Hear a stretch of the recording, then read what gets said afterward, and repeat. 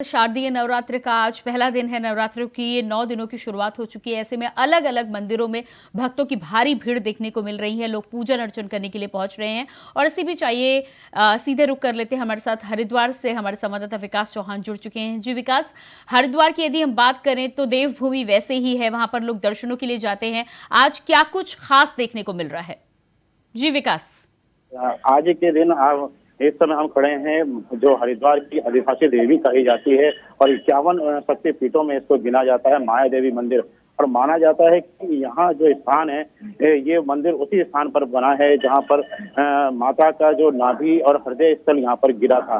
तो जिससे इसकी जो मान्यता है वो काफी बढ़ जाती है। हालांकि हरिद्वार एक धर्म नगरी है, यहाँ पर विभिन्न माता के विभिन्न मंदिर हैं जहाँ पर पौराणिक कथाएं अलग अलग तरीके से यहाँ पर विराजमान है और लोगों में प्रचलित हैं। जिस तरह से हम माया देवी मंदिर में खड़े हैं, इसके बाद मनसा देवी भी है और चंडी देवी, और साथ ही जिस तरह से जो भगवान शिव की जो शक्ति है और उनके जो जन्म स्थल है उसको भी यहीं से माना जाता है, क्योंकि दक्ष प्रजापति का जो मंदिर है वो भी हरिद्वार के कंखल क्षेत्र में स्थित है। तो हरिद्वार में अगर हम बात कहें तो माता का एक पौराणिक और धार्मिक जो मान्यता है, अलग अलग क्षेत्रों में यहाँ पर काफी मंदिर यहाँ पर हैं। और जो स्थानीयों की बात करें तो स्थानीयों की जो हरिद्वार के जो लोग हैं उनकी जो आदिवासी देवी हैं वो ये माया देवी मंदिर है, जिसमें जहाँ इस समय हम यहाँ पर खड़े हैं।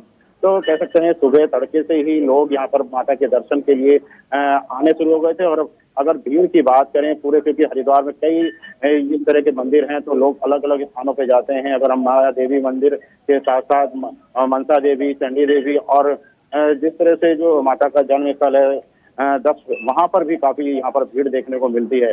और साथ ही साथ जहाँ पर माता ने जो तप किया था भगवान शिव को पाने के लिए, वहाँ वो भी स्थान यहाँ पर सती का बिल्कुल बहुत मान्यता रखता है। और वहाँ पर भी बिल्केश्वर जो मंदिर है उसके नजदीक माता का जो स्थान है वो एक अलग ही पौराणिक महत्ता यहाँ पर रखता है। जी विकास, जिस तरह से हरिद्वार का वैसे ही विशेष महत्व है, देवभूमि कही जाती है, और ऐसे में नवरात्र के जो विशेष 9 दिन होते हैं उसमें कितनी ज्यादा भक्तों की भीड़ देखने को मिलती है। साथ ही साथ आपके आसपास भक्तों की कतारें हम देख पा रहे हैं। मैं चाहूंगी आप उनसे भी बातचीत करें और जाने की किस मनोकामना के साथ आज मंदिर में दर्शन करने के लिए लोग पहुंचे हैं। देखिए, जिस तरह से लोग यहाँ पर लगातार आ रहे हैं, हालांकि अंदर जिस तरह से मंदिर के बाहर हम इस समय खड़े हैं, मंदिर में काफी भीड़ यहाँ पर थोड़ी थोड़ी देर बाद हो रही है लगातार, क्योंकि बड़ा थोड़ा सा प्रांगण यहाँ पर बड़ा है इसलिए भीड़ कम दिखाई दे रही है। लोग धीरे धीरे करके यहाँ पर लोग आ रहे हैं और दर्शन कर रहे हैं। सभी की मनोकामना यही है कि उनकी जो सभी इच्छाएं हैं वो माया देवी और यहाँ पर पूरी करें। और साथ ही जिस तरह से अगर हम बात करना कोशिश करेंगे कि बिल्कुल कि कोई यहाँ पर हमसे बात करे, हालांकि अभी क्योंकि हम अभी प्रांगण में बाहर खड़े हैं, अभी यहाँ पर आएंगे तो मैं आपको जरूर बात यहाँ पर। विकास, इसके अलावा मंदिर परिसर की तरफ से क्या कुछ विशेष इंतजाम इन 9 दिनों में किए जाते हैं? देखिए, बिल्कुल जिस तरह से माता का विशेष तौर पे ये त्योहार है 9 दिनों का, और यहाँ पर विशेष आप पीछे देख भी पा रहे होंगे, क्योंकि ये जो माया देवी का मंदिर है इसको विशेष तौर पर आज के पूरे 9 दिनों के लिए सजाया गया है। और अलग अलग दिनों में अलग अलग श्रृंगार यहाँ पर माता का किया जाता है।